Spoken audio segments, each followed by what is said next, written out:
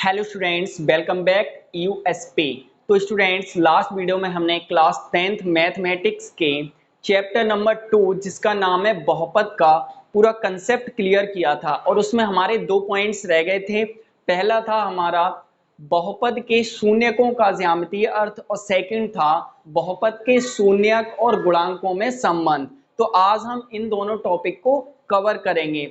तो आइए शुरू करते हैं आज के इस वीडियो को, because it's time to learn. तो देखिए स्टूडेंट, सबसे पहले हम यहाँ पे बात करते हैं बहुपद के शून्यक का ज्यामितीय अर्थ। तो इसमें आप कह सकते हैं कि किसी बहुपद px का आलेख x अक्ष को जिन बिंदुओं पर प्रतिच्छेद करता है यानी काटता है, उन बिंदुओं को x निर्देशांक बहुपद के शून्यक कहते हैं। ठीक है, तो देखिए ये मेरा एक कार्तीय तल है। ठीक है, ये यहां पे मेरा x होता है और ये होता है x डैश, ये होता है मेरा यहाँ पे y और ये होता है यहाँ पे y डैश। ठीक है, तो ये जहां पर रेखाएं दोनों आपस में प्रतिच्छेद कर रही हैं, एक दूसरे को परस्पर काट रही हैं, उसे मैं नाम दे देता हूं O। ठीक है, तो x O x डैश जो लाइन होती है मेरी हॉरिजॉन्टल, उससे मैं बोलता हूं क्या x अक्ष। ठीक है, इस लाइन को हम क्या कहते हैं, x अक्ष कहते हैं। जो वर्टिकल लाइन होती है y O y डैश, इस लाइन को हम बोलते हैं y अक्ष। ठीक है, तो देखिए जो हमारी x अक्ष लाइन है यानी x O x डैश है, यहां पर जितनी बार लाइन कट करेगी उतने ही शून्यक होंगे उस बहुपद के। ठीक है, अगर मैं इसकी बात करूं कि किसी बहुपद px का आलेख x अक्ष को जिन बिंदुओं पर प्रतिच्छेद करेगा, यानी कोई भी मेरे पास पॉलिनोमियल है उसका आलेख x अक्ष पर बिंदुओं को प्रतिच्छेद करेगा, जिन जिन बिंदुओं को प्रतिच्छेद करेगा वही उस पॉलिनोमियल के क्या होंगे, शून्यक होंगे। ठीक है, आइए हम एक एग्जांपल लेकर समझते हैं। तो मेरे पास px में एक बहुपद है 2x - 6। ठीक है, 2x - 6 है। अब मुझे ये बताना है कि इस पॉलिनोमियल के इस बहुपद के कितने शून्यक होंगे और क्या होंगे। ठीक है, उसे मुझे इस कार्तीय तल पर दर्शाना है और बताना है, इस पे देखना है कि कैसे होंगे। तो देखिए 2x - 6 x की पावर कितनी है, अधिकतम 1 है, यानी ये कौन सा बहुपद है, तो ये एक हमारा रैखिक बहुपद है, रैखिक बहुपद है। ठीक है, और हम जानते हैं रैखिक बहुपद का केवल एक शून्यक होता है, ये इंट्रोडक्शन में मैं बता चुका हूं। तो देखिए चलिए इसे सॉल्व करेंगे। तो ये y बराबर होगा 2x - 6। ठीक है, तो देखिए x की वैल्यू हम यहाँ पे रखेंगे और y की वैल्यू आ जाएगी, तो हम दो दो कम से कम वैल्यू निकाल लेंगे इसकी, x और y की। तो देखिए अगर मैं x बराबर यहाँ पे रख दूं 0, ठीक है, x बराबर मैं कितना रख दूं, 0 रख दूं, तो ये कितना हो जाएगा, y बराबर 2 × 0 - 6, 0 का 2 में मल्टीप्लाई करेंगे तो 0 हो जाएगा -6, तो y बराबर कितना आ जाएगा, -6 आएगा। यानी x बराबर मैंने 0 रखा तो y बराबर कितना आ गया, -6 आ गया। ठीक है, अगर मैं यहाँ पे x बराबर रख दूं 3, यहाँ पे x की वैल्यू कितनी रख दूं, 3 रख दूं, तो ये हो जाएगा तुम्हारा y बराबर 2 × 3 -6। ठीक है, तो ये हो जाएगा y इक्वल 2 × 6 - 6 बराबर कितना, 0, यानी y की वैल्यू कितनी आ गई, 0 आ गई। ठीक है, आप x की वैल्यू कुछ भी रख सकते हैं अपने अकॉर्डिंग, ये जरूरी नहीं है कि मैंने 0 और 3 रखी तो आप भी 3 रखें, अपने अकॉर्डिंग रख सकते हैं। ठीक है, तो यहाँ पे मैंने x की वैल्यू कितनी रखी, 3 रखी, तो y की वैल्यू कितनी निकल के आई, 0 निकल के आई। ठीक है, अब मैं इस कार्तीय तल पर देखूंगा तो इस साइड मेरे सभी पॉजिटिव नंबर होते हैं, जैसे 1 2 3 4 5, इस तरीके से। इस साइड नेगेटिव होते हैं, -1 -2 -3 -4 -5, इस तरीके से। अगर y की बात करूं तो यहाँ पे मेरे पॉजिटिव होंगे 1 2 3 4 5 ऐसे 6। ठीक है, यहाँ पे -1 -2 -3 -4 -5 -6 ऐसे होंगे। ठीक है, अब मुझे यहाँ पे देखना है x पे कितना है 0, y पे कितना है -6। तो मैंने x पे देखा यहाँ पे 0 और y पे देखूंगा कितना माइनस है यहाँ पे है। तो ये वाला एक पॉइंट होगा जिसके कोऑर्डिनेट होंगे या निर्देशांक होंगे 0, -6। ठीक है, ये पॉइंट हो गया एक मेरा। ठीक है, अगला पॉइंट देखूंगा तो x पे 3 है, y पे 0। तो x पे देखूंगा मैं 3 और y पे कुछ भी नहीं, 0 यहीं रहेगा। तो ये पॉइंट हो जाएगा मेरा क्या 3,0। ठीक है, अब ये दो पॉइंट मुझे मिले तो मैं इन दोनों पॉइंट को क्या कर दूंगा, अब स्केल की सहायता से मिला दूंगा। मैं ऐसे ही मिला रहा हूं, आप स्केल की सहायता से नोटबुक में मिला सकते हैं। तो इन दोनों पॉइंट्स को मैं यहाँ पे क्या करूंगा, मिला दूंगा इस तरीके से। ठीक है, तो ये जो ग्राफ बना ये आपका बना 2x - 6 का। ठीक है, y बराबर 2x - 6। ठीक है, अब मैं देखूंगा कि x अक्ष पर लाइन कहां पर काट रही है, कहां पर प्रतिच्छेद कर रही है।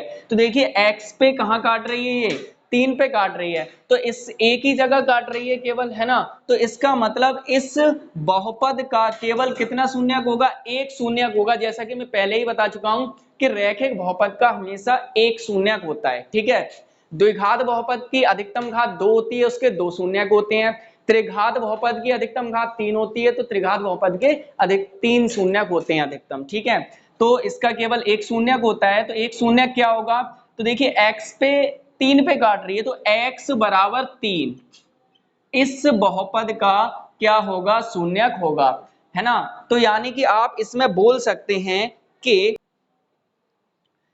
यहां px बराबर 2x - 6 का आलेख x बराबर 3 पर क्या कर रहा है, प्रतिच्छेद कर रहा है, प्रतिच्छेद कर रहा है।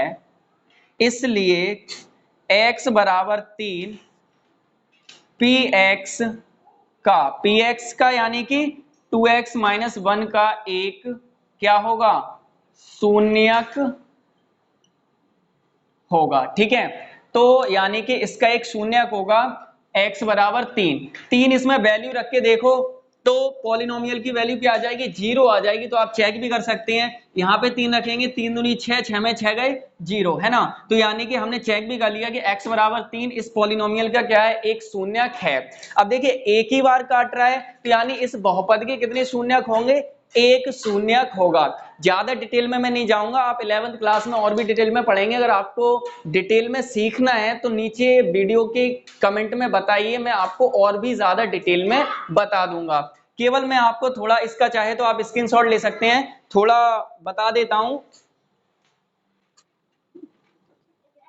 सपोज कीजिए आपके पास एक कार्टेशियन है, एक कार्तीय तल है ये। ठीक है, इस टाइप के आपके 10th में ज्यादा नहीं है, बस छोटे छोटे से क्वेश्चन है, मैं बता देता हूं आपको कैसे करनी है। अब मान के चलिए इस पे कोई इस तरीके से दे देगा ऐसे करके।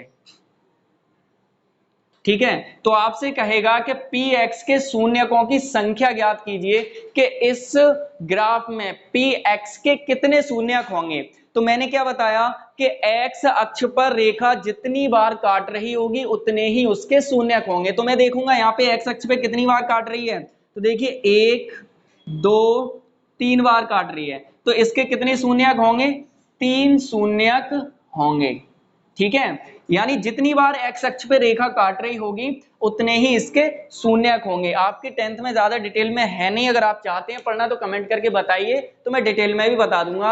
आप डिटेल में 11th क्लास में इसका पूरा डिटेल में है। ठीक है, तो इस टाइप के ही आपके कुछ क्वेश्चंस एक्सरसाइज 1.1 में हैं, इसके अकॉर्डिंग आप उसे सॉल्व कर सकते हैं। ओके, आई होप आपको ये चीजें क्लियर हो गई होंगी।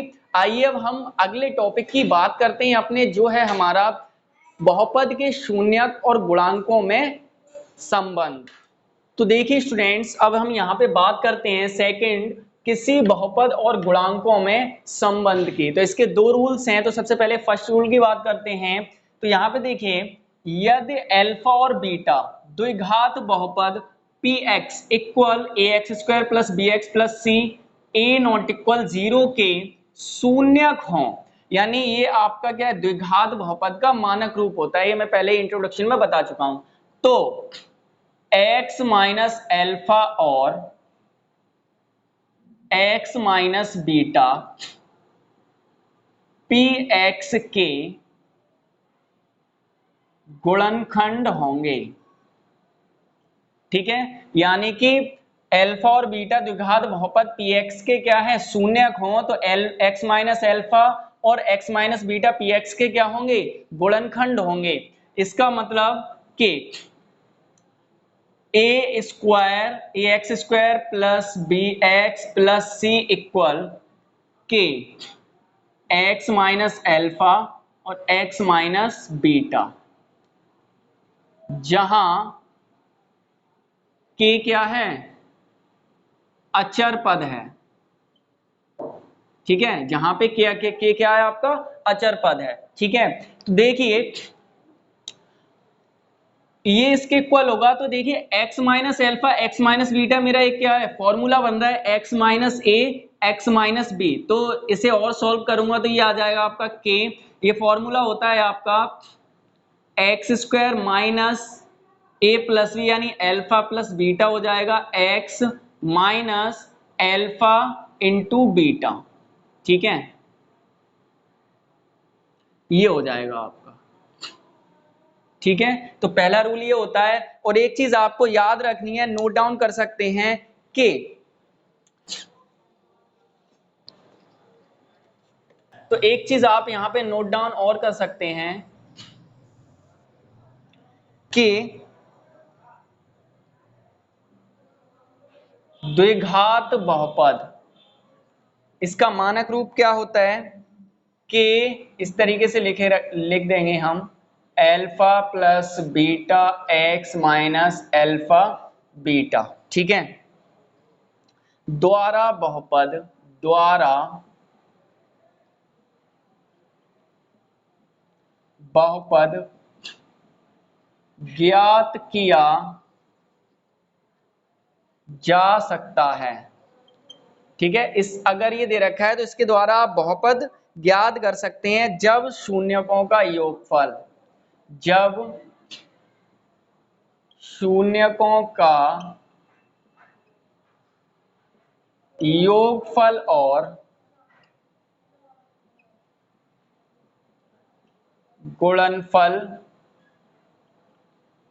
दिया हो। ठीक है, यानी कि इसमें क्या कह रहे हैं कि द्विघात बहुपद, इसके द्वारा ये जो फॉर्मूला बना है आपका, ये यहाँ पे इसके द्वारा बहुपद ज्ञात किया जा सकता है। यानी आप बहुपद को फाइंड आउट कर सकते हैं, कब कर सकते हैं, जब शून्यकों का योगफल और गुणनफल दोनों दिया हो तब। इसमें एक्सरसाइज 2.2 में इस टाइप के क्वेश्चंस आपको मिलेंगे, तब जब आप उसको सॉल्व कराएंगे हम और आप सॉल्व करेंगे तो और भी अच्छे से आपको ये चीजें क्लियर हो जाएंगी। ओके, तो ये चीज आपको याद रखना है। आइए अब हम बात करते हैं इसके सेकंड रूल की। तो देखिए स्टूडेंट, सेकंड है आपका, यदि किसी द्विघात बहुपद A X square plus B X plus C के दो शून्यक अल्फा और बीटा हों तो शून्यकों का योगफल बराबर ए प्लस बी, यानी अल्फा प्लस बीटा। ठीक है, यानी दो शून्य क्या है, अल्फा और बीटा है, तो शून्यकों का योगफल अल्फा प्लस बीटा इक्वल होता है किसके, माइनस बी अपॉन ए के। ठीक है, जहां पर जो b है वो x का कोफिशिएंट है, यानी गुणांक है। ठीक है, और जो a है वो एक्स स्क्वायर का गुणांक है। ठीक है, जो b है वो x का गुणांक है और एक्स स्क्वायर का गुणांक a है। ठीक है, तो alpha plus beta equal minus B upon A, पहला संबंध होता है आपका ये शून्यकों का योगफल का। तो अल्फा प्लस बीटा बराबर होता है माइनस बी अपॉन ए, जो b है वो x का गुणांक होता है और जो a है वो एक्स स्क्वायर का गुणांक होता है। आई होप आपको क्लियर हुआ होगा। सेकंड हम बात करते हैं यहाँ पे शून्यकों के या शून्यकों का गुणनफल, गुणनफल। ठीक है, तो शून्यकों का गुणनफल, यहाँ पे शून्यकों का योगफल था तो हमने योग कर दिया था, यहाँ पे गुणनफल है तो गुणा कर देंगे। अल्फा इंटू बीटा इक्वल होगा सी अपॉन ए के, जहां पे जो सी है वो आपका क्या है, अचर पद है, अचर पद है। और जो आपका यहाँ पे क्या है, ए है, वो क्या है, एक्स स्क्वायर का गुणांक है। ठीक है, जो सी है वो क्या होता है, आपका अचर पद होता है। ठीक है, और जो ए है वो किसका गुणांक होता है, एक्स स्क्वायर का गुणांक होता है। तो ये एल्फा इंटू बीटा इक्वल हो जाता है आपका सी अपॉन ए। एक संबंध हो गया आपका ये। तो ये दो संबंध होते हैं जिससे हम क्या फाइंड आउट कर सकते हैं, शून्यकों का योगफल और शून्यकों का गुणनफल, इनके बीच में संबंध स्थापित कर सकते हैं, संबंध देख सकते हैं कि ये क्लियर है या नहीं। ठीक है, तो आई होप आपको आज का वीडियो पूरा समझ में आ गया होगा। अगर आपको कहीं पे कोई प्रॉब्लम है, कोई डाउट है, तो आप कमेंट सेशन में आप राइट कर सकते हैं, मैं उसको रीड करूंगा और उसका रिप्लाई भी आपको जरूर दूंगा। तो मिलते हैं नेक्स्ट वीडियो में एक्सरसाइज 2.1 के साथ। Thank you so much.